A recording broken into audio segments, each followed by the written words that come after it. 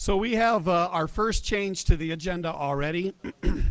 Scheduled, who was supposed to follow me, I was supposed to start a few minutes ago, but is the chief scientist of Purdue University, Tomas Diaz de la Rubia. And yesterday he was called to Washington. So I'm not sure what's going on, but it's not a bad thing that when something is going on that they call Purdue to help solve the problem. So unfortunately that changes our agenda slightly this morning. And so this morning I've been changing my slides. So when you see me start to look very confused and worried and start to break out in a nervous sweat, that's because of the stuff I've added that I'm shooting from the hip on. So have a little pity on the guy who's up here having to fill in more time than he anticipated. So welcome to the 19th annual CERIAS Security Symposium at Purdue University. I'm Joel Rasmus. I'm the managing director of CERIAS. And my job is just to welcome you and kick this thing off, and then we're going to have a bunch of smart people talk to us the rest of the day.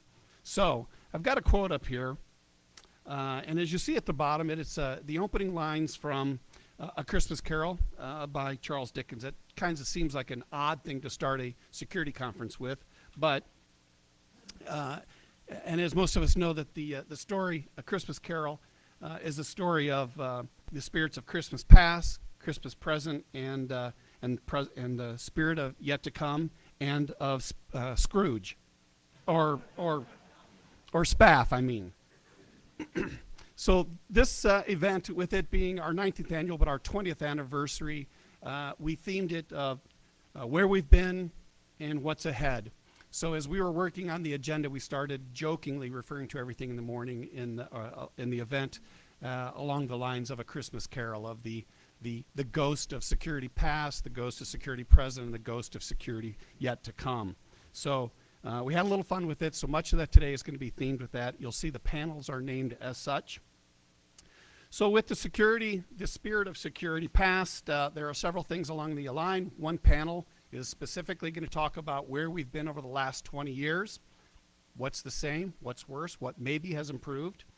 And then tonight's gala, we're going to have Professor Spafford give the oral history of CERIAS, which is, if you were here last year and he gave the oral history of where COAST had come up to the start of CERIAS, it was one of the things that in our post-event survey was very highly rated. So we're looking forward to that.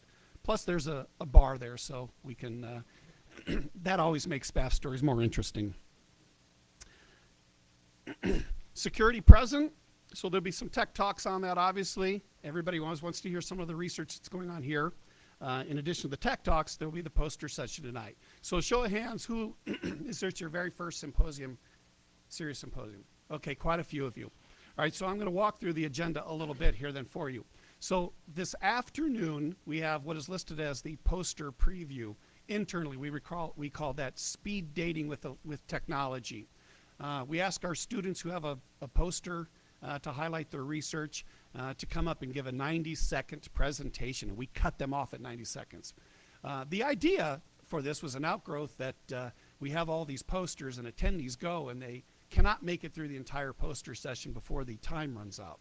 And I can remember one of our board members telling the story is that I got to one of the posters, and I could tell immediately by the title and the opening line that it's probably a good project, but it didn't really align with my interests. So I was ready to move on to the next one, but the student was so excited to tell me about her research that I didn't have the heart to say, I'm sure it's good, but I'm not interested. I got to go talk. I'm going to go find something I'm actually interested in.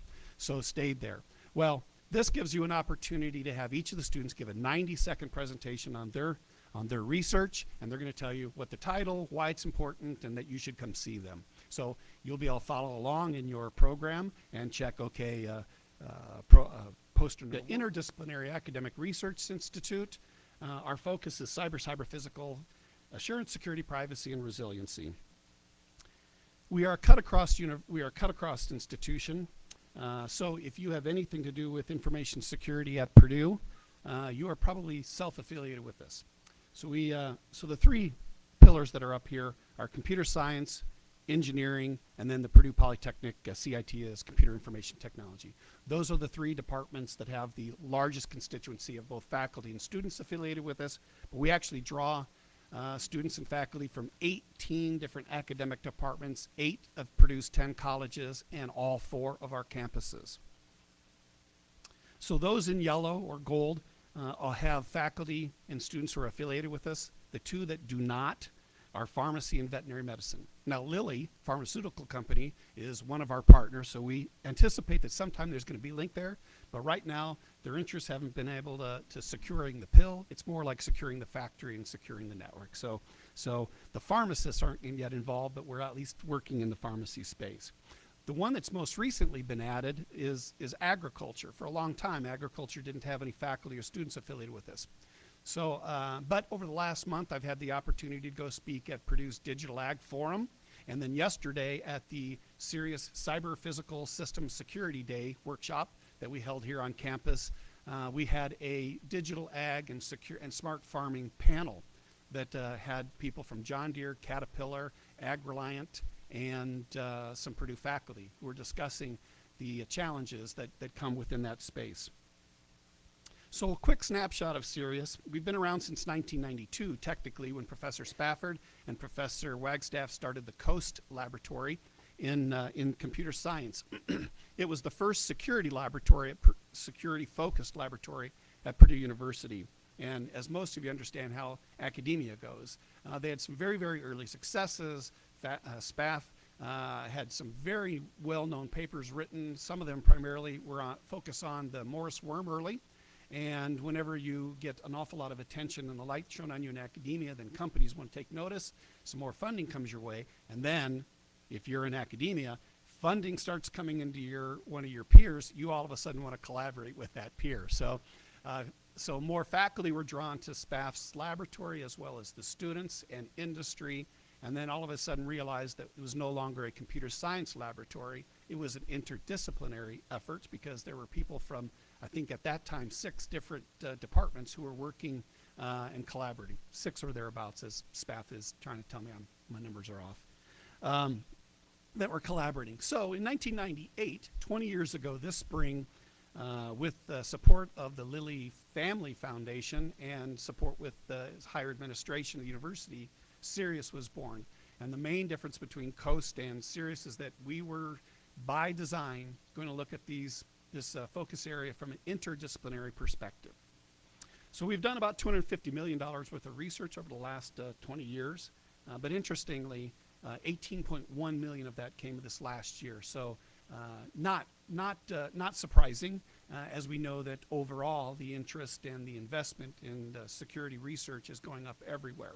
But the future is very, very bright here, and we're excited that we're well positioned, that we're much farther ahead than some of our peers, and that we've been looking at this space, working in this space, and have the reputation of some of our work that can be held out there.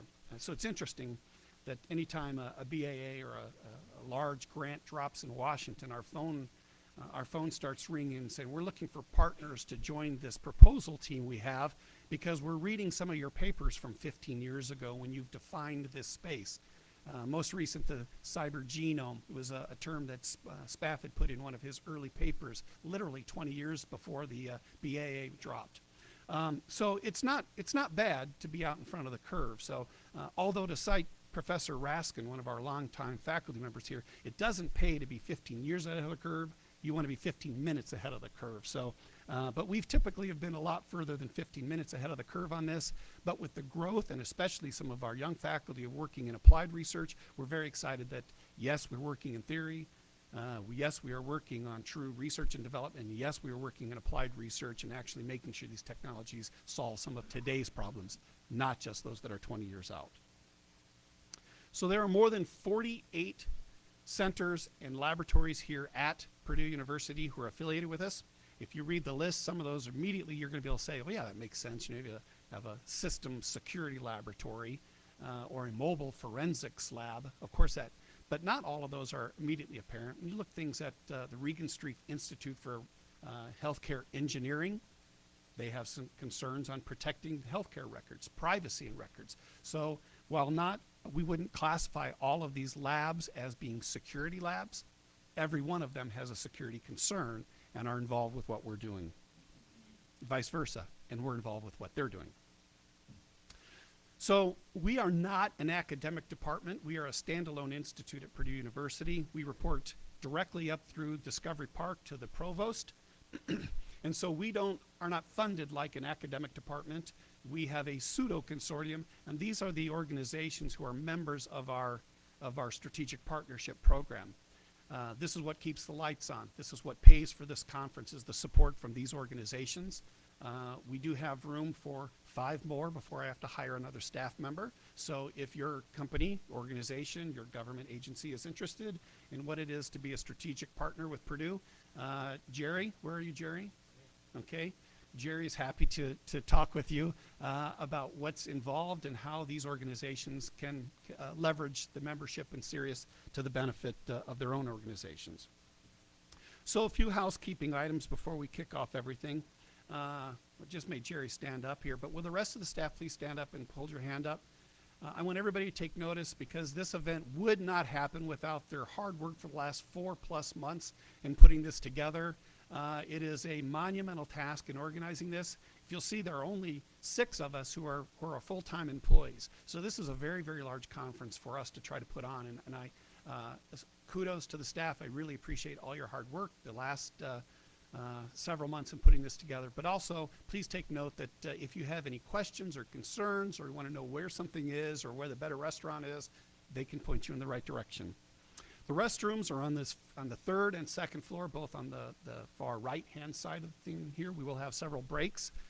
We don't schedule a lot of breaks because there's so much to squeeze in. So no one's going to look too funny at you if you have to get up in the middle of one of the talks or one of the panels and find a restroom. We understand. There is coffee in the back, and we used to have coffee in the morning, and then we were done. We had enough complaints on our post-survey that there will be coffee all day long. So don't ding us on that in your post-event survey this year. Lunch is a little bit different than previous years. We will again be having lunch at Ford cafeteria. And if you've not eaten in one of Purdue's cafeterias, it is not what you think of when you think about a college cafeteria. It is quite exceptional. The weather is supposed to be absolutely rotten all day today. So we do have a bus that will go to the cafeteria, but we have a new option this year that if you do not want to go up to Ford Dining Court, we have a credit card type thing that you can use and take next door to the Purdue Union, and there are several restaurants in the basement of the Union that your card will be able to provide your lunch. So weather, as I mentioned, is not supposed to be good today. So if there is in the unlikely event that there is a tornado warning or bad weather, the alarms will go on off outside. That means stay inside, and we'll follow us. We'll go to the basement if need be. If the alarm goes off inside the building, that means leave the building. That would be a fire, and we'll gather at the Union next door. But hopefully none of those happen. If you are a person who has a bad habit of smoking, then please take that outside. Purdue is a non-smoking campus, but there is an area off to the west side of the university of this building that is a smoking area. And if you find somebody's badge or anything else, if you'll please drop it. Our lost and found will be at the reception desk, and they'll be here both today and tomorrow. So, are you social? If so, our Twitter address is @CERIAS. We're requesting that attendees tag their tweets with CERIAS20 in honor of our 20th anniversary. And we'll especially be watching those at Twitter, Instagram, LinkedIn, and on the Facebook.